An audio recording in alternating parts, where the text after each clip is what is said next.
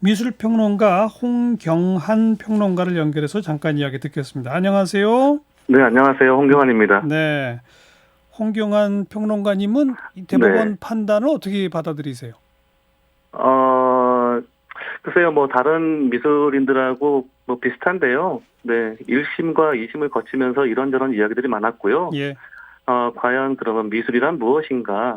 네, 미적 가치는 어디서부터 비롯되는가? 아이디어 중심이냐, 표현 중심이냐, 아니면 예, 두 개 다 균형을 맞춰야만 되느냐에 예. 대한 혼란스러운 지점이 없잖아 있고요. 예, 네, 그런 지점들을 어떻게 정리할까라는 과제도 살짝 남은 것 같습니다. 예.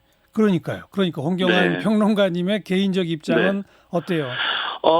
저는 그 동시대 미술에서는 이 관행이라고 말을 하는 조수 사용하는 게 여러 장면 중에 하나라고 불과할 뿐이라고 여기고요. 예, 대작이 마치 뭐 오래전부터 우리가 미술계에서 보편적으로 누구나 그리해 왔다는 식의 관행으로는 확대 해석할 이유가 없다고 생각하고요. 예, 이번 판결로 뭐 현대 미술에서 조수의 관행이 어느 정도 있다는 건 알게 됐지만 예. 아이디어만 좋으면 그림을 대필시켜서 팔아도 된다는 일종의 면죄부를 주게 된 거에 대해서는 조금 유감스럽게 생각을 합니다. 그러면 사규죄로 처벌 받아야 맞다고 생각하세요?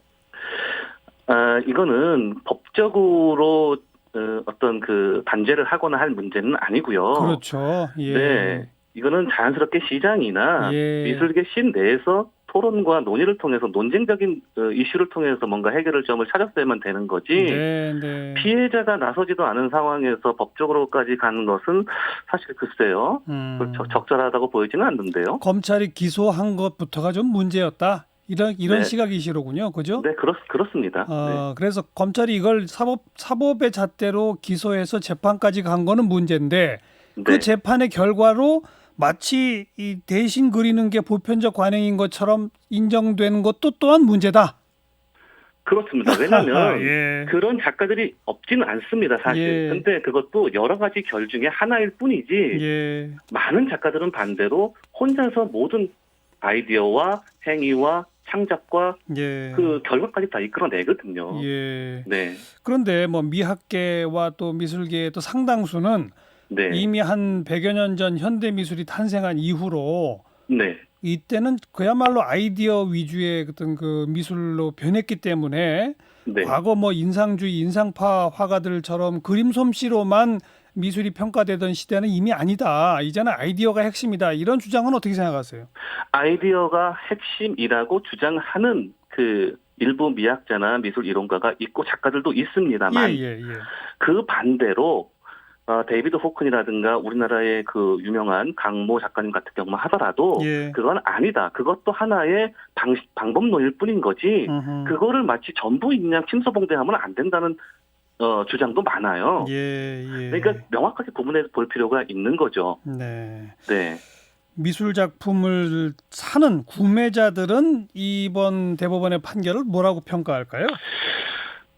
제 생각인데요. 개인적인 생각입니다만은 조영남 씨의 그림을 과연 산 것이냐 아니면 조영남이라는 브랜드를 산 것이냐에 대한 생각을 해볼 필요가 있다고 생각이 들었어요. 저는요. 예. 네. 조금 풀어서 설명해 주시면. 어떤 작품성이나 예술성, 그다음에 미학적 가치를 검증받은 상황에서 그것을 인정하고 온전히 수용해서의 작품값을 치른 것인지 아니면 조영남이라는 명망 있는 연예인, 가수, 네, 이런 분이 만든 하나의 작품이기 때문에 그 조영남이라는 브랜드로서의 그 그림을 산 것인지는 따져봐야 한다는 거죠. 그 조영남이라는 브랜드로서 그림을 산 사람이 알고 보니 또 상당 부분, 대부분은 조영남 씨가 아닌 다른 분이 그렸구나라는 걸 알게 된다면 어떨까요? 일반적으로 그 인터넷상에서 지금 현재 등록되고 있는 그 관점에서 보자면 해석을 하자면 굉장히 충격적이거나 실망한다는 얘기가 많죠. 진짜 그림을 가치를 보고 사신 분들은 조영남이라는 그 브랜드에 가려진 어떤 그 허상 자체를 접했다는 생각을 갖고 있기 때문에 실망을 하시는 분들도 많다는 걸 볼 수 있었어요. 이번 판결 해외 미술계에서는 어떤 반응이 나올까요? 사실 창작에 있어 개념과 표현의 문제가 법적으로까지 치닫는 경우는 거의 없습니다. 그렇죠. 그리고 예. 자연스럽게 미술계 내에서 토론이나 시장에서 그 정리가 되고요. 논쟁도 있었지만 법보로 가진 않고 때문에 해외에서 보면 이 미술의 의미와 미적 가치, 표현 방식이 법이 개입한 사례 과연 어떻게 볼 것인가 오히려 우리를 상당히 흥미로운 판결로 볼 것 같아요. 네. 네.